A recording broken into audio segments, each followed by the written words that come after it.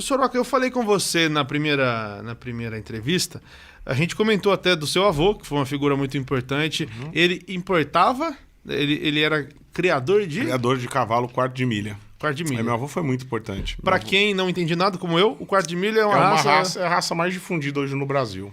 Um quarto de milha é um cavalo que é muito versátil. Ele vai bem na prova de laço, tambor, apartação, rédeas, baliza e tambor. E ele tem uma vantagem muito grande, corrida. E ele funciona nas fazendas. Ele vai muito bem nas fazendas Brasil afora. Um cavalo versátil, um cavalo que tem explosão. E ele chama um quarto de milha porque em um quarto de milha nenhum outro cavalo alcança ele. Ele é muito explosivo. Então, o puro sangue inglês pode correr mais longe. O árabe pode ter mais fôlego. Mas o quarto de milha e um quarto de milha é imbatível. Ele é muito versátil, esse cavalo. O seu avô já mexia com cavalo, é isso? Já mexia com cavalo. Quando eu nasci, ele já mexia com cavalo, importava animais, principalmente de corrida. Ele foi um dos pioneiros. Eu nasci em 80, em 78 ele já tinha cavalos assim. E foi uma coisa que veio ao natural e foi crescendo, crescendo, crescendo e virou um business da família, vamos dizer assim. Virou um negócio da Até família. hoje tem uma central, né? Uma central de reprodução, onde tem garanhões de fora, é uma prestadora de serviço mesmo.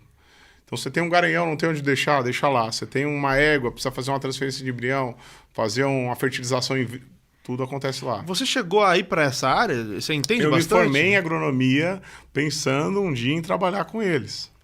Né? Eu sou agrônomo por isso. Assim, eu gostava já dessa frente toda, mas o objetivo, quando eu me formasse, era... E aí surgiu a história toda que Da você já música. conhece. Da música, que foi gravar um DVD quando Não existia. poucos tinham um projeto de DVD e foi surreal. Você sabe um pouco dessa história que eu já te contei, mas Sim. não tem um cenário, mas tem uma chácara que é linda por si só, vamos alugar aquela chácara. Não tem uma banda, vamos convencer a galera que, cara, você tá gravando só em estúdio, vamos convencer que agora o negócio tem que ter imagem e tal. Não tem que mais? Não tem o pessoal para filmar, mas tem um cara que filma jogo de futebol, que terça-feira ele não trabalha, vamos trazer isso. Então, meu primeiro projeto de empreendedorismo foi convencendo pessoas a apostarem no nosso trabalho, apostarem nesse álbum que a gente gravou lá atrás.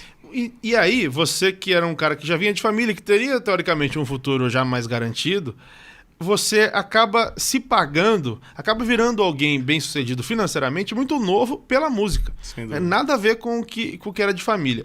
E o que eu acho que é importante, assim, você foi um cara criado sem grandes dificuldades. Teve uma vida muito bacana desde sempre. E acho que por isso mesmo você não deslumbrou em nenhum momento. não, Nossa, tô ganhando dinheiro, mas nunca foi uma coisa distante. Não. Como é que foi isso, cara? De tipo, primeiro, você é de uma família tradicional, que fala, ó, eu tô ganhando dinheiro aqui, ó. Tem um vídeo seu aqui que bombou muito, que é eu já ganhava na faculdade mais que um engenheiro recém-formado, que um agrônomo recém-formado. Como é que foi esse caminho financeiro?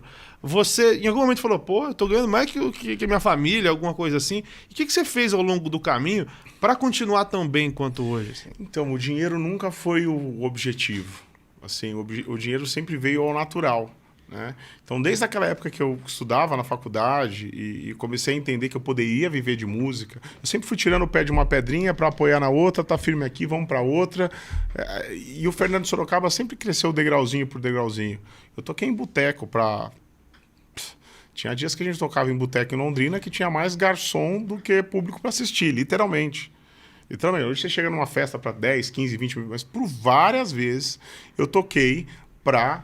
no máximo 10 pessoas.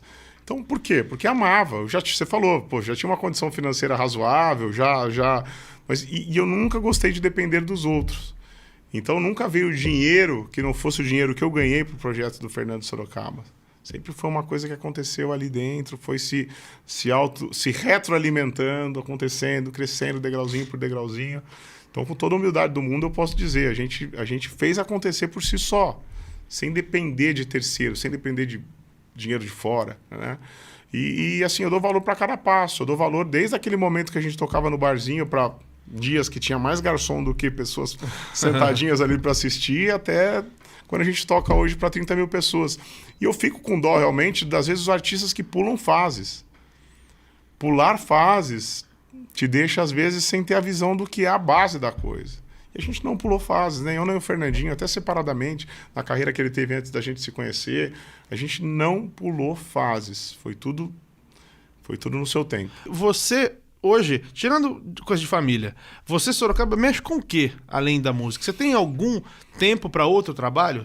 A gente tem algumas coisas assim, tem algumas frentes que a gente ou é embaixador, né, e faz parte do conselho de algumas frentes, né, então são marcas fortes, nacionalmente fortes, tanto do ramo farmacêutico, construção, o que mais que eu posso falar aqui?